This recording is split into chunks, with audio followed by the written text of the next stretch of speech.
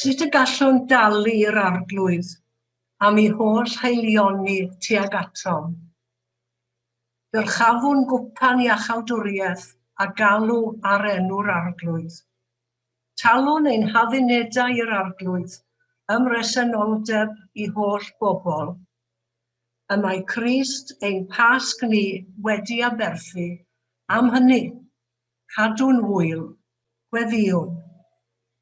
Nefol dad, y mae pob calon yn agored i ti, pob dymuniad yn hysbys i ti, ac ni allwn guddio un dim oddi wrthyt. Glanha ein calonau a fflam dy ysbryd glân, mwyn i ni dygaru a thaddoli'n ffyddlon trwy Iesu Grist ein harglwydd. Nefol dad, cyffeswn i ni bechu yn dy erbyn di mewn meddwl, gair a gweithred. Nid ydym wedi dygaru a'n holl galon, na charu'n cymydog fel ni'n hunain, ac yr ydym wedi methu gwneud yr hyn a ddylem. Mae'n wir ddrwg gennym, ac yr ydym o ddifri yn edifarhau. Mwyn dy fab Iesu Grist a fi farw trosom, madda i ni'r cwbl a'i theibio, ac arwain ni yn ei ffordd ffordd gwirionedd a chariad, fel y cerddwn fel plant y goleuni. Cyflwynwn yn awr ein brodyr a'n chwiorydd o'r capel hwn, sydd mewn poen a gofid, ac yn wynebu anawsterau dyrys. O Iesur meddyg da, cyffwrdd â nhw, a bendithia nhw. Cofiwn yn dyner hefyd am y rhai o'n plith a gollodd i'n annwyl yn ddiweddar. Coffa da amdanynt, a diolch i ti am ei cwmniaeth a'i gwasanaeth. Annwyl Iesu, boed i'n gweddiau fod o gymorth ac yn nerth i'w teuluoedd. Cofiwn am ein pobl yma yng Nghymru a ledled y ddeiar, a ddaliwyd mewn croes wyntoedd garw a dolurus. Disgyn i ganfod yn rhiennu'r tlawd, y drylliedig o galon, a rhai a sigwyd, ddioddefaint y Crist i hun. Amen. Gawn ni gydweddio gweddi'r arglwydd. Ein tad yn y nefoedd, sancteiddi'r dy enw, deled dy deyrnas, wneler dy ewyllys ar y ddeiar fel yn y nef, dy roi ni heddiw ein bara beunyddion, a madda i ni ein troseddau, fel yr ni wedi maddau i'r rhai a droseddodd yn ein herbyn. A phaid a'n dwy ni brawf, ond gwared ni rhag yr un drwg, oherwydd eiddo ti yw'r deyrnas, a'r gallu, a'r gogoniant, hyd byth. Amen. O'n i ni'n gwylio un gyfres deledu ar ôl y llall dros y misoedd diwetha. Hen gyfres arbennig o dda yw Ai Claudius. Odi, wy'n gwybod, mae'n sobor o hen. Mor hen yn wir nes bod rhai o'r actorion ifanc erbyn hyn yn enwog iawn. Cafodd Sian Phillips ran enwog yn ddi. Mewn un golygfa, mae Herod ifanc o Israel ar ymweliad ar Colosseum gyda'i gyfeision Rhufeinig. Wrth ddetio ar un o'r cystadleuwyr, maen nhw'n ei annog i benthyca un o'i diwiau nhw i sicrhau buddugoliaeth. O, medde Herod, dim diolch. Mae'r un diw sydd gyda ni yn ddigon o broblem. Tybed a oedd y darn hwn o lyfr Deuteronomium ar ei feddwl eleri fydd yn ei ddarllen. Gofynion yr arglwydd. Yn awr o Israel, beth y mae'r arglwydd dy Dduw yn ei ofyn gennyt? Dyfod i ofni'r arglwydd dy Dduw trwy rodio yn ei ffyrdd a'i garu, a gwasanaethu'r arglwydd dy Dduw ath wrth galon ac ath holl enaid. Dyfod hefyd yn cadw ei orchmynion a'i ddeddfau yr wyf yn ei gorchymyn i ti heddiw, fel y byddon dda arnat.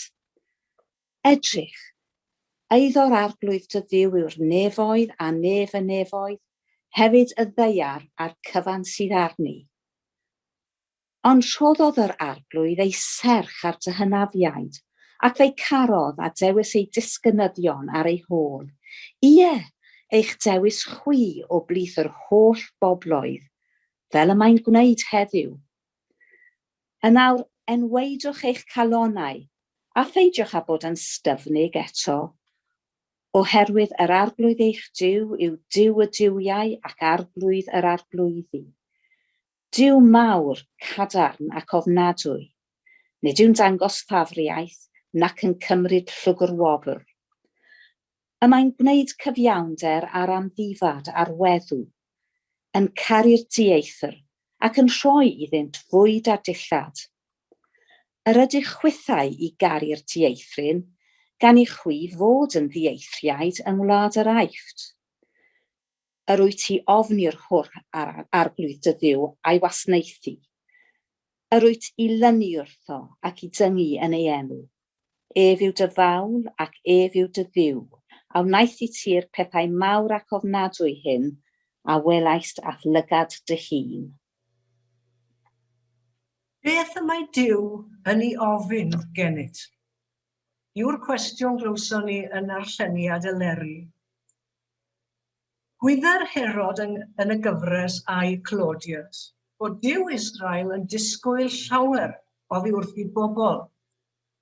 Doedd e ddim yn cadw'n fanwl at y gofynion hynny, ond oedd e ddim am fentro, herio Duw Israel. Byddai'r arglwydd Iesu wrth gwrs yn gyfarwydd ar darn ddarllenodd Eleri. Dyma'r Duw yr oedd e'n ei gyfarch, fel Abba, Dad. Y Duw nad yw'n dangos pafriaeth, yn gwneud cyfiawnder ar amddifad, ar weddw, yn caru'r dieithr ac yn rhoi iddynt fwyd a dillad. Yn arbennig yn ei ymwneud â'i elynion di-ri, mae Iesu'n rhoi i ni ddarlun llawnach a chynhwysach o'r Duw sy'n Abba, Dad. Roedd hynny wrth gwrs yn codi gwrchydd yr rheini a dybiau i bod yn fwy hyddysg na neb. Ysgrifenyddion, prif offeiriad, heniriad, pharisead, Sadwceaid. Fe gai Iesu siomi'n aml gan rai oedd yn mwynhau i weld e wrth ei waith a gwrando arno'n dysgu, ond a bethau gymryd i eiriau o ddifri. Mae'n dweud dro ar ôl tro, gymaint o drafferth, mae'r rhai sy'n cyfri hunain yn ddoeth a deallus, yn ei gael i ddeall natur Duw. Pobl mae'r Sais yn dweud bod ganddyn nhw sense of entitlement. Dywedai wrth y rai hynny yn blwmp ac yn blaen, yr ydych ymhell ar gyfeilior, heb ddeall na'r ysgrythur, na gallu Duw. Os ryfedd yn y byd i bod nhw am ei wad e. Oedd yr un y coffawn ni y bore yma yn gallu dal i dir? Oedd. Sylwyd ar ei ddoniau i drafod a dadle yn blentyn yng nghanol gwybodysion y deml yn Jerusalem. Yn ddyn ifanc, rhyfeddyd yn gyson at y ddawn honno gan ei gefnogwyr a'i elynion. Rhybyddiau i wrandawyr cyson, yr rhai a anwylau a'i galw fy mrhau fy bychain, rhag balchder, rhagrydd ac anwybodaeth llawer o wir natur Duw. Gwae chwir Phariseau yn diystyrru cyfiawnder a chariad Duw. Yr union bethau y dylasech ofalu amdanynt. Yr ydych yn caru'r prif gadeiriau yn y synagogau, a'r cyfarchiadau yn y marchnadoedd, gwae chwythau, a thrawon y gyfraith, oherwydd yr ydych yn beichio pobl, a beichiau anodd i dwyn. Beichiau nad yw un o'ch bysedd chwi byth yn cyffwrdd â hwy.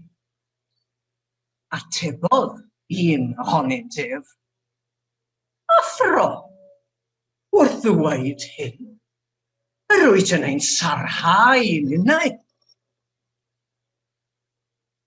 Dyna gyhuddiad difrifol.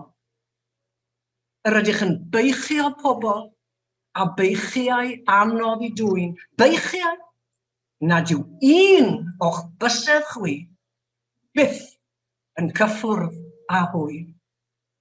Ond nid dyna'n gwmwl sydd wedi digwydd ar yr ynysoedd hyn yn ystod y blynyddoedd diweddara yma. Pasio deddfau gan bobl nad sy'n dychmygu y byddan nhw'n effeithio arnyn nhw o gwbl. Dyw'r rhai sy'n penderfynu ar lefelau budaliadau ddim yn dychmygu am eiliad. Y bydden nhw'n gorfod magu teulu ar yr arian yna. Dyw'r rhai sy'n gosod i safswm cyflog gofalwyr ddim yn ystyried am eiliad. Mae dyna fyddai cyflog nhw wrth weini ar henoed diemadferth. Sawl blwyddyn nôl, bydda'r llynys i fod aelod seneddol yn cwyno i fod fel un a gyhuddwyd o drosedd, yn cael ei lusgo o'r tŷ cyffredin mewn cyffion. Fe yn cwyno, fe basiodd y ddeddf. Wnaeth hynny yn bosibl. Ond mae'n werth i ni nawr rondo ar ymateb Iesu pan ddaeth wyneb yn wyneb, ac un o'r ysgrifenyddion hynny oedd am drafod ag e, a John sy'n darllen. Y gorchymyn mawr. Daeth un o ysgrifenyddion ato wedi ei clywed yn dadlau ac yn gweld ei fod wedi ei hateb yn dda, a gofynnodd iddo, prin yw'r gorchymyn cyntaf o'r cwbl? Atebodd Iesu, y cyntaf yw, gwrando o Israel, yr arglwydd ein Duw yw'r unig arglwydd, a char yr arglwydd dy Dduw ath holl galon, ac ath holl enaid, ac ath holl feddwl, ac ath holl nerth. Yr ail yw hwn, car dy gymydog fel ti dy hun. Nid oes gorchymyn arall mwy na'r rhain. Dywedodd yr ysgrifennydd wrtho, da dywedais dathro, gwir mae un ydyw ac nad oes diw arall ond ef, ac mae garu ef ar holl galon, ac ar holl ddeall, ac ar holl nerth, a charu dy gymydog fel ti dy hun, yn rhagorach na'r holl boeth o ffrymau ar aberthau. A phan welodd Iesu ei fod wedi ateb yn feddylgar, dywedodd wrtho, nid wyt ymhell oddi wrth deyrnas Dduw, ac ni feiddiau neb ei holi ddim mwy. Waw! Dyma un a ddaeth wyneb yn wyneb â Iesu mwyn trafod a dadle, a dod oddi yno wedi ei gamo am fod yn feddylgar. Mae meddwl am un yn cael y fath ganmoliaeth gan Iesu yn llorio i. Dwi ddim yn credu bod fi erioed wedi sylweddoli bod Iesu yn rhoi'r fath bwyslais ar y meddwl. Ond wedyn, dyna i wedi feirwch yn dyfa. Newid meddwl, ail ystyried yn cyflwr ni. Ar wyl y Pentecost, yng nghanol yr holl gyffro, cwestiwn sawl un yn y dorf oedd, beth yw ystyr hyn? Nid beth sy'n digwydd, ond beth yw ystyr hyn? Dyna'n cwestiwn hefyd, wrth droed croes ein harglwydd Iesu. Beth yw ystyr hyn i'n bywydau ni? Beth dyle'n ymateb ni fod? A ddigwyddodd rhywbeth fan hyn anhysgydwodd ni a newid ni. Newid meddwl, newid agwedd, newid ffordd. Wrth edrych Iesu ar dy groes, a meddwl dyfnder dangau loes, myfyrdod am gyfryngwr, a phethau dwyfol drud fo'n llanw nghalon wamal. Arnat Iesu, boed fy meddwl. A dyma teulu'r tiplyd i gyflwyno myfyrdod syml ar fywyd Iesu.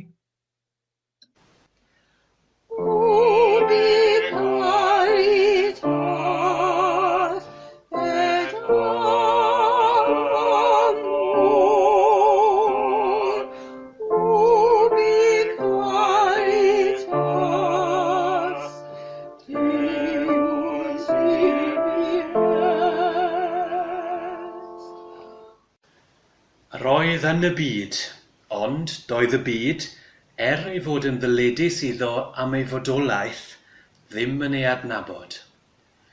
Daeth i'w gartref ei hun, ond doedd ei bobl ei hunan ddim am ei dderbyn. Hynny, i'r rhai a oedd yn barod i'w dderbyn, i'r rhai hynny a lynodd wrtho, cawson nhw'r hawl i ddod yn blant Duw. Felly daeth y gair yn gnawd, a byw yn ein misg ni.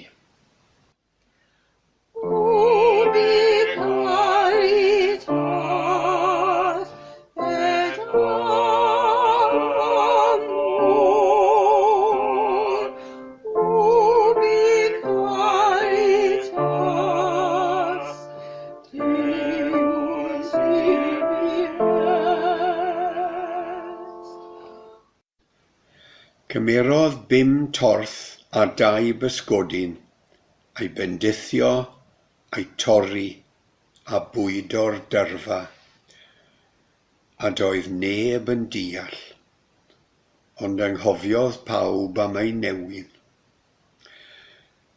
Poerodd ar glai i'w feddalu, a rwbio'r cymysgedd ar lygaid dyn dall, a doedd neb yn deall, ond dechreuodd y dyn weld.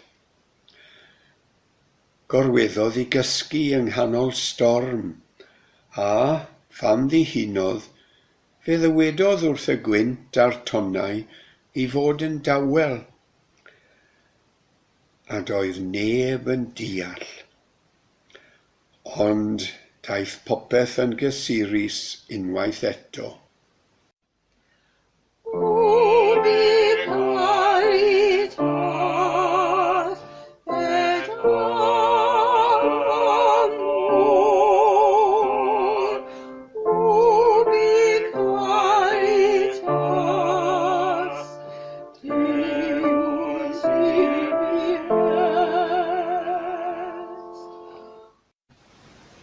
Roedd yn llinach y proffwydi, gallai gwrdd â'r mawrion. Roedd yn bod pobl wybodus a galluog, ond pan ddaeth yr amser i ddangos pwy oedd y mwyaf yn nheyrnas nefoedd, chymerodd ddim rheolwr, na dyn roeth, na gwrw crefyddol.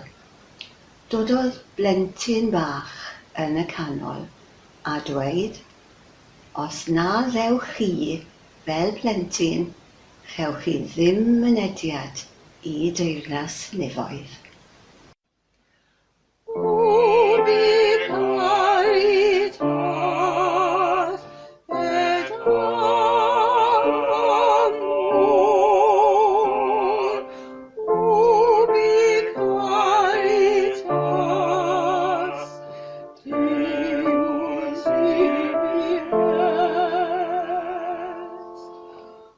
Galwodd pobl i'w ddilyn, i adael hunan ar ôl a mynd gydag i godi ei croes, a chyd gerdded gyda'r un sy'n cario pwysau y byd. Colli fydd hanes pwy bynnag sy'n gofidio am ei ddiogelwch ei hunan, dywedodd. Nid yw'r un sy'n caru gŵr, gwraig, riant neu blentyn yn fwy na fi, yn deilwng ohonof, meddai.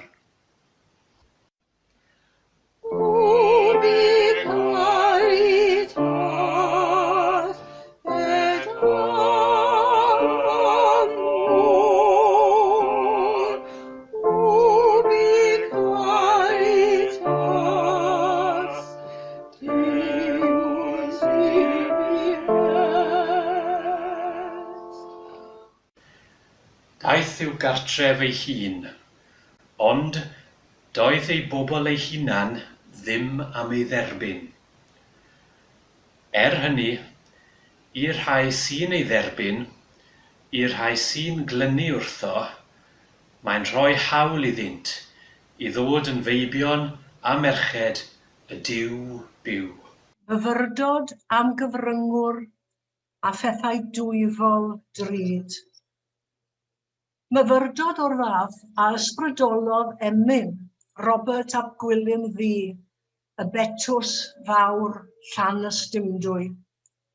Y gân newydd yw'r teitl, roddodd e i'w emyn, ynddo fe ddywed bod aberth ein harglwydd Iesu'n newydd a chyffroes o oes i oes, ac o genhedlaeth i genhedlaeth, ac yn obaith newydd i bob cyfnod a sefyllfa.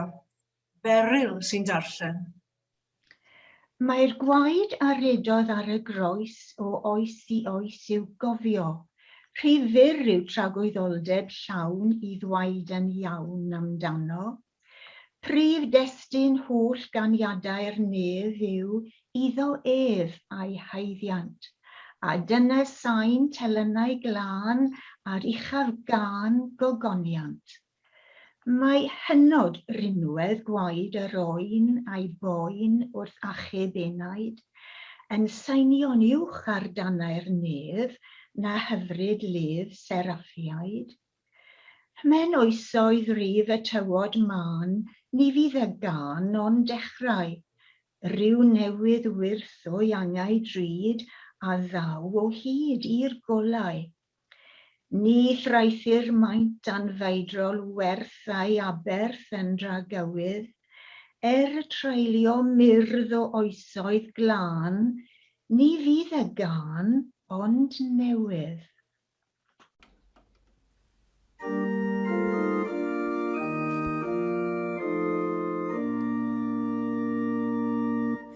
Cofir mwy am Bethlem Jiwda, testyn can pechad i ryw. Cofir am y preseb honno, fi'n hafradwch cariad Duw. Dwyd o hyd pa mor ddrud, iddo efaith cadw'r byd. Cofir mwy am Getsemane, lle'r ymdrechodd mab y dyn. Cofir am y weddi ddyfal, a weddiodd wrth o'i hun. Dwyd o hyd pa mor ddrud, iddo efaith cadw'r byd. Cofir am y croes bren garw, lle ac iddiwyd wyneb Duw. Lle gorffennodd Iesu farw, lle dechreuai sinau fyw. Dwyd o hyd pa mor ddrud, iddo efaith cadw'r byd. Frodyr a chwiorydd yng Nghrist, gadewch i ni wrando ar yr apostol Paul yn rhoi hanes cychwyn y sacrament hwn. Oherwydd fe dderbyniais i oddi wrth yr arglwydd yr hyn hefyd a draddodais i chwi, i'r arglwydd Iesu, y nos y bradychwydef, gymryd bara, ac wedi iddo ddiolch fe'i torodd a dweud, hwn yw fy nghorff, sydd eich mwyn chwi, gwnewch hyn cof amdanaf. Yr un modd hefyd, fe gymrodd y cwpan ar ôl swper gan ddweud, y cwpan hwn yw'r cyfamod newydd yn fy ngwaed i. Gwnewch hyn Bob tro yr yfwch ef, cof amdanaf. Oherwydd bob tro y byddwch yn bwyta'r bara hwn ac yn yfed y cwpan hwn, yr ydych yn cyhoeddi marwolaeth yr arglwydd, hyd nes y daw. Dyma ford yr arglwydd. Y mae'n harglwydd Iesu yn ein gwahodd i rannu i wledd. Gwyn i byd, yr rhai sy'n newynu a sychedu am gyfiawnder, oherwydd cant hwy i digon. Gawn ni weddïo'n gweddi o ddiolch. Diolch i ti o ddiw ein tad, am i ti ein creu ni ar byd rhyfeddol hwn, a roddais di fod yn gartre i ni. Diolch i ti am yn cynnal drwy brofiadau llawen a chwerw, a dod â ni'r fan sanctaidd hwn i bresenoldeb dy fab, Iesu Grist a ddywedodd, ac a gadwodd i air, rwy fi gyda chwi bob amser, codwch eich calon.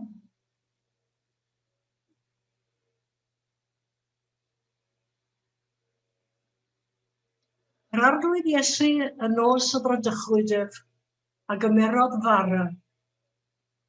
Ac wedi iddo ddiolch, fe'i torodd a dweud, hwn yw fy nghorff sydd eich mwyn chwi, gwnewch hyn cof amdanaf, gawn ni gydfita o'r bara.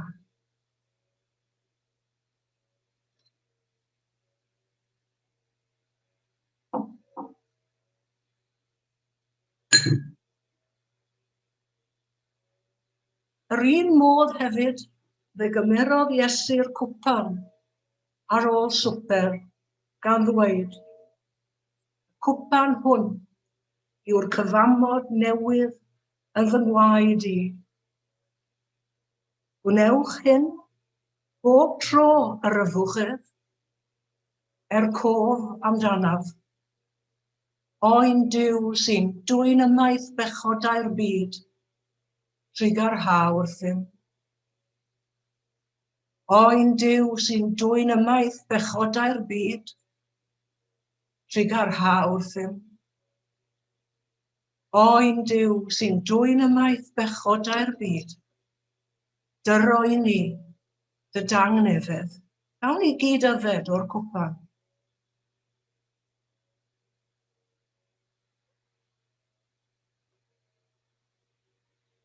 Her fydd dy gofio, Iesu daw. Ar galon drist a lawen ha, na'r nel na'r mwynder o bob rhyw, bod gyda thi, melysach yw. Ni threithir maint anfeidrol werth i aberth yn dra gywydd, treulio myrdd o oesoedd glaw. Ni fydd y gân, ond newydd. Amen. A dyma Gareth i ganu'n hemyn ola ni. A sylwch ar y cwpled ola yn yr ail bennill, un o gwpledu mawr yr iaith Gymraeg, a'n ffydd ni. Os gwg, os llyd, mi af i'w gol, mae'r wawr yn cerdded ar ei ôl. Diolch, Gareth. Caffeli binim diw ni welodd dair na nef, does un creadur byw gamherir iddo ef. Cyflawnder mawr o rast i drai sydd yn ddofathol an parhau. Anafnder twallwch nos mi bwys afarau ras, O'r twallwch tew arioed fe ddwg o laen I mas. Os gwg, os llyd, mi ad i'w gol, mae'r wawr yn cerdded ar ei ôl.